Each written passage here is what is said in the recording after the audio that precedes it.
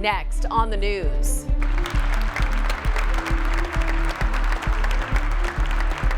A big welcome back. Bishop Brennan feeling right at home, celebrating his first Sunday Mass in the diocese at his alma mater, St. John's University. The bishop telling the faithful, "I want to be here for you." Safety measures, violence rising in public schools, but diocese leaders say it's a different story at Catholic schools. As school violence across the country surges, Catholic students in the Diocese of Brooklyn say this is exactly where they come to feel safe. I'm Jessica Easthope. That story's ahead.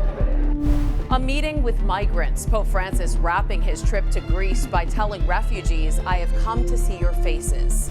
Plus, missionaries freed. Several more of those Ohio-based Christians are released from captivity, but the violent Haitian gang who took them is still demanding ransom for the rest. I'm Christine Persichetti. Currents News starts right now.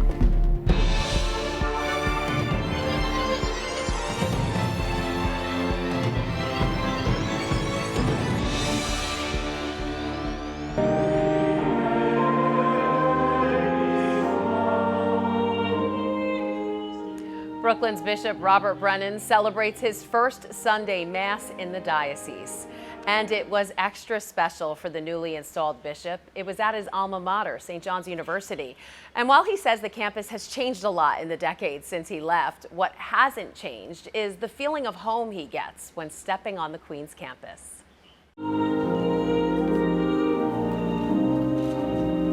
From the pews at St. Thomas More Church to the hardwood at Carnesecca Arena, Bishop Robert Brennan takes the St. John's University campus by storm.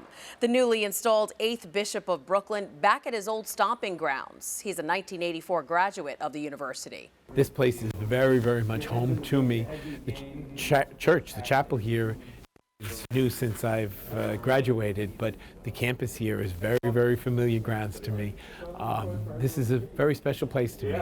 And this weekend it was special for current students too, as the bishop chose the beautiful church in the middle of campus to be the first place he celebrated Sunday Mass as Brooklyn's new shepherd. He told the students he wants to be there for them. I think it just speaks highly of us, our community, and just makes us look really good. The students gave Bishop Brennan a gift, pictures of various moments of his life, including his St. John's University graduation photo. He says being a student here really prepared him to be a priest. During the 4 years I was here between 1980 and 1984, I learned an awful lot. I learned a lot of practical knowledge, but I learned a lot about myself, and I learned about the way that God was working in my life and in the life of others.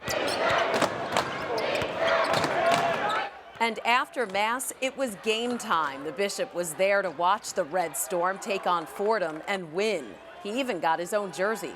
I hope that the students here today feel as home here now as I did in my time, and will always have St. John's as part of their life. And Bishop Brennan just might put that jersey to good use. He says watching the St. John's basketball team play was one of the things he missed most when he moved to Columbus.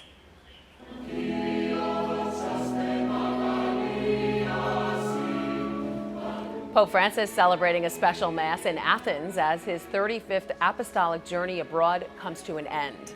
His Holiness concluding his trip by meeting with hundreds of migrants and asylum seekers, leading a brief prayer service on the Greek island of Lesbos.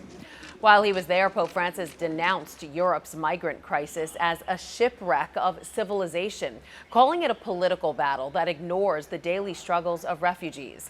Delia Gallagher has the details from Lesbos, Greece. Hello.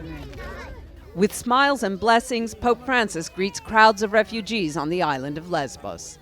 The handshakes and hugs, a reminder that they are not forgotten. It's the Pope's second trip to the island. Greece is one of the main entry points for many migrants from the Middle East and Africa who are trying to escape violence and poverty. Hundreds of thousands of people arrived on Lesbos' beaches in 2015, while the number of people here has dropped from about 20,000 last year to under 5,000 today. The Pope continues to call out those countries in Europe and elsewhere who think this is not their problem.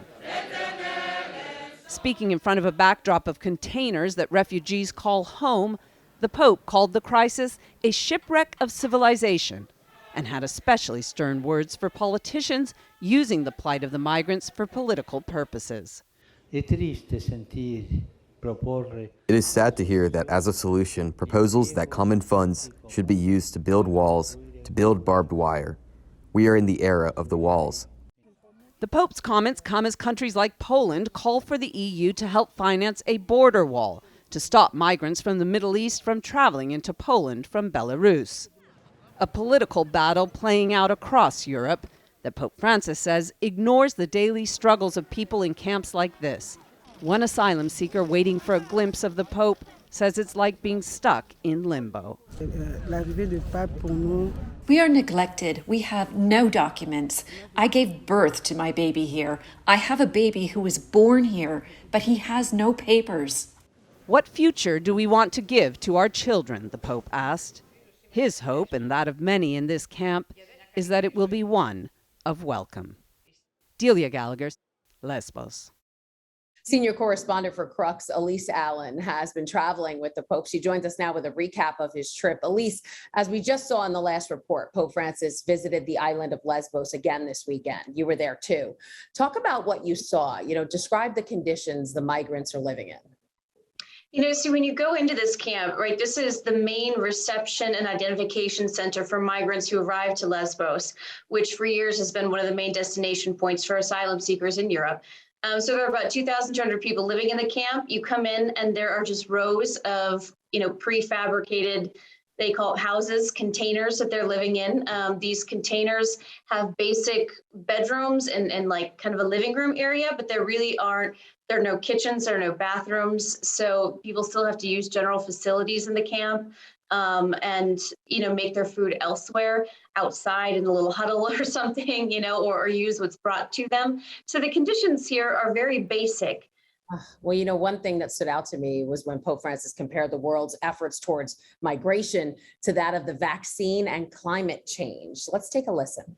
Ma mentre si stanno faticosamente portando avanti le vaccinazioni a livello planetario e qualcosa pur tra molti ritardi ed incertezze sembra muoversi nella lotta ai cambiamenti climatici, tutto sembra latitare terribilmente per quanto riguarda l'emigrazione. So how was that received by the leaders there? I think that's still yet to be seen, Christine. We haven't heard any statements from anybody yet. The president of Greece was participating in this event with Pope Francis on Sunday. She gave a little speech at the end of the event, and she called Pope Francis, a protector of the poor and persecuted. So, that's a sign that, maybe she's welcome or she's open to welcoming this message that the Pope has. But in terms of policy, I don't know that we know yet how they've reacted to this and whether we're going to see any movement on the migrant issue just yet. Hopefully there will be some changes made. Now, Pope Francis ended his trip on Monday with a message to the youth. He seemed to criticize social media. What was he trying to convey? Pope Francis is often a critic of social media. He does, praise the internet and social connectivity, right, in terms of keeping us in touch with one another. But he's often warned about, the isolation that can come as a result from that, And his message really was, look, if you guys want to have a genuine faith and a genuine relationship with God, that comes through relationships with real people. We need to have those real substantive relationships in our lives if we are ever going to grow as human beings and allow our hearts to be moved by the Lord. That was really his core message to the youth today. All good advice that every young person around the world can take. Elise Allen, senior correspondent for Crux. Thanks for keeping us updated throughout the whole visit. Thanks, Christine. A bit of good news for the members of that Ohio-based Christian mission who've been desperate to bring home their members held hostage by a violent gang in Haiti. Christian Aid Ministries says 3 more were freed on Sunday. This means 12 remain abducted in Port-au-Prince. 17 in total were kidnapped in mid-October, including 5 children, one just 8 months old at the time. The gang had asked for $1 million ransom per hostage. The mission is not releasing the identities of those freed at this time. Violence on the uptick at New York City's public schools, just like it is across the country. That's led the city to implement safety measures like metal detectors as precautions. But as Currents News' Jessica Easthope reports from Fresh Meadows, that's not the situation at the city's Catholic schools, where faith and moral values make all the difference. The bell rings and the hallways at St. Francis Prep flood with students. There are 2,400 of them. They say it can get pretty crowded, but what it doesn't get is violent. There's a lot of security and a lot of protection around me, so I don't have to be worried about anything. 16-year-old Dionis Best carries the weight of his future with him every day. He says at school he's allowed to stay focused on his work because there's nothing and no one to run from. I don't have to worry about constantly being, watched or lurked, or I can just, stay in my books and do what I have to do. Dionis and his classmates at Prep are experiencing high school very differently than students at New York City's public high schools. This school year alone, 10 firearms and 790 knives were brought to public schools in New York City. And from July to October, 9 school safety agents were injured as a result of student misconduct. St. Francis Prep says they've had 3 incidents of confrontation among students in 2 years, and they don't even keep statistics on weapons brought to school because, to their knowledge, it's never happened. St. Francis Prep has a zero-tolerance policy against any violence. There are 150 cameras in the building and ex-NYPD security officers. Principal Patrick McLaughlin says Catholic schools are not immune to violence, but rather have a secret weapon against it. That Catholic mission sort of holds everything together. It's like a glue when you have prayer in school. McLaughlin's aware of what goes on in public schools and says many students bring weapons to protect themselves. How do I expect someone to sit in a physics class if they're afraid that someone's bullying them on social media or someone's carrying a weapon? Dionis says he feels safer at Prep than he does in his corner of East New York. I'm surrounded by people that care. The halls are crowded, but with people who make him feel safe. In Fresh Meadows, Jessica Easthope, Currents News. If you're interested in sending your child to a Catholic school in the Diocese of Brooklyn, you can find out all you need to know at catholicschoolsbq.org. Click on Find a School to locate the one closest to your home. Meanwhile, Mayor Bill de Blasio is imposing a vaccine mandate for all private sector employers, calling it a preemptive strike against Omicron and a potential winter surge. The mandate covers nearly 200,000 businesses and will go into effect on December 27th. Everyone 12 and older, workers and customers, will be required to show proof of 2 vaccine doses by that date, unless they receive Johnson & Johnson's single-dose vaccine. It is time. Look, this is how we put health and safety first, by ensuring that there is a vaccine mandate that reaches everyone universally in the private sector. A lot of folks in the private sector have said to me they believe in vaccination, but they're not quite sure how they can do it themselves. Well, we're going to do it. The city will release specific rules about the mandate on December 15th. It will apply to in-person employees, and there will not be a weekly testing option. CNN has fired primetime anchor Chris Cuomo, this less than a week after new details surfaced about how he helped his brother, former New York Governor Andrew Cuomo, who's facing sexual harassment allegations. CNN at first suspended Chris Cuomo, then fired him after uncovering, quote, additional information. The New York Times reports a lawyer told CNN of an allegation of sexual harassment against the news anchor. He issued a statement calling the decision disappointing. Loved ones and colleagues are remembering a legend of the Senate and an American hero. Bob Dole has passed away. A veteran of World War II, Dole overcame disabling battle wounds to become a titan of the Republican Party as Senate Majority Leader, as well as its 1996 presidential candidate. Senator Dole announced in February that he had stage 4 lung cancer. He was 98 years old. There's a lot more news headed your way. The survivors of last week's deadly mass shooting planning a soft reopening at the high school as the community attempts to heal. Plus, a new COVID variant means more new restrictions, what you need to know, especially if you plan to fly anytime soon. And a little boy who's a sure cure for the Scrooge in all of us. Stay tuned to meet a real-life Tiny Tim.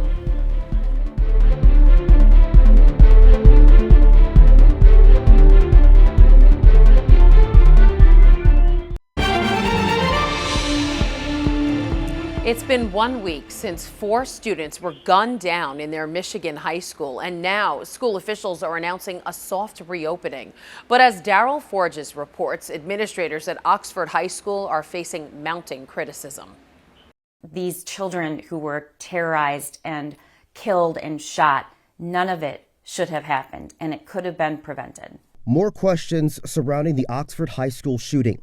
Oakland County Prosecutor Karen McDonald says school officials had legal grounds to search shooting suspect Ethan Crumley's backpack and locker, but did not. We don't know exactly if that weapon was in his bag, where it was. We just know that it was in the school and he had access to it. McDonald did not comment on what the school knew or didn't know and says the investigation is still ongoing. We haven't ruled out charging anyone. As the investigation continues, Oxford Community School Superintendent Tim Throne says the plan to return students to Oxford High School is evolving. The school district released a soft reopening plan based on guidance from different sources, including mental health experts, as well as advice from families who have been through similar tragedies. Superintendent Throne says, quote, "At this time, our plan is to move slowly and gradually, balancing social and emotional needs with some low-stress academics." Last Tuesday, 15-year-old Ethan Crumley allegedly opened fire at Oxford High, killing 4 of his classmates and wounding several others.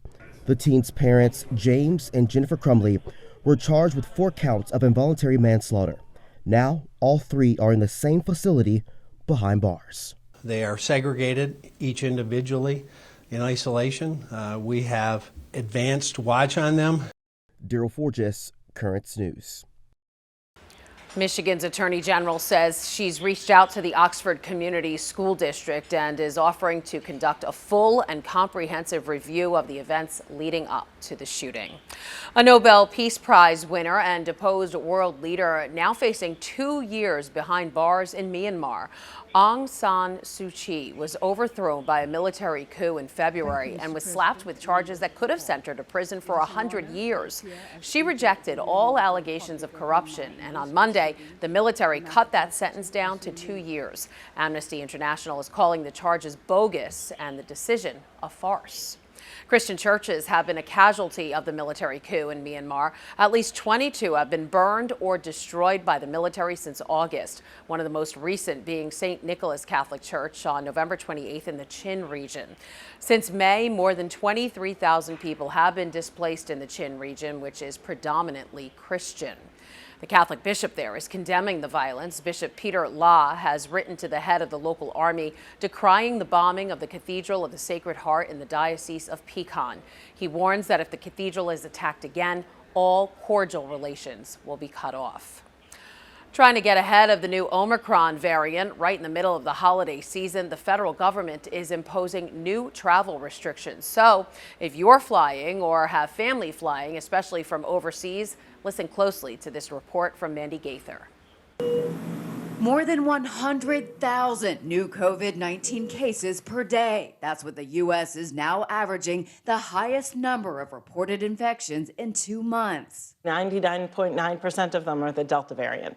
While Delta remains a threat, U.S. health officials have detected the new Omicron coronavirus variant in more than a dozen states. And starting today, new travel rules for anyone entering the U.S. Nearly all passengers must have a negative COVID-19 test 1 day before departure. Any foreign national who travels to the U.S. must be fully vaccinated, and the federal mask requirement for people in travel hubs like airports and those using public transportation like planes, trains, and buses will remain through March. We'll be able to manage the new testing requirement and very much support the extension of the mask mandate.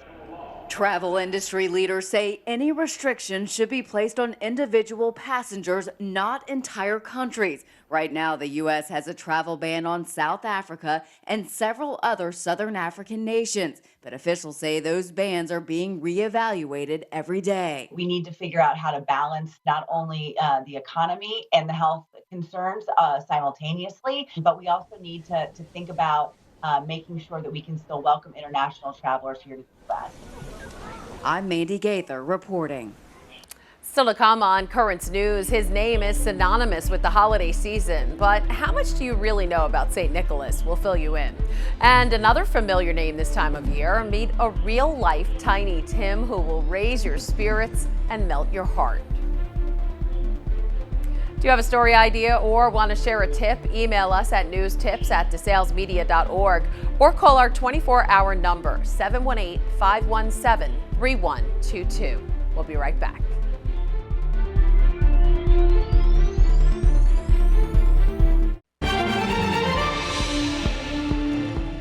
You'll hear his name a lot this month, but Monday, December 6th is the official feast day of St. Nicholas. So what do you know about him? Well, he was the Bishop of Myra, a Greek city in modern-day Turkey during the 4th century. He's the patron saint of children, and of course he was known as a gift giver. Legend says he slipped gold into the shoes of young girls who could not afford marriage dowries. And it's a Christmas staple, but one production of A Christmas Carol is inspiring both the audience and the cast because its co-star is a real-life Tiny Tim. Erin Cox reports from Salt Lake City. The stage is being set. It's opening night of A Christmas Carol. Among the stars of this show, one actor makes the cast complete. Meet 10-year-old Fippen Tingy. Jacob Marley would be right here. He walks through the set showing off his theater home. He's going like that to Scrooge. Here at Skyview High School. I like all the action and all the detail in it. This is Fippen's second time playing Tiny Tim. Happy Christmas. Because he's changed our lives. That's because Fippen himself is a bit of a Tiny Tim. He's got his braces. Fippen was born with 2 rare genetic disorders. He had a stroke when he was just 3 years old, and brain surgery followed. Fippen also has nerve damage in his feet that makes him walk on his toes and the outer border of his feet. This is how I walk. It took Dr. Kristen Carroll and her team at Shriners Children's Salt Lake City nearly 5 hours of surgery in September to help Fippen walk again. You know, every now and then you meet a child who is so remarkable that they take your breath away. He's one of those. So special, not even Dr. Carroll could miss opening night driving 85 miles to surprise Fippen. God bless us, everyone. Aw, so sweet. That was Erin Cox reporting. And that is Currents News. I'm Christine Persichetti. Thank you for joining us because we are putting your faith in the news. Hope to see you again next time.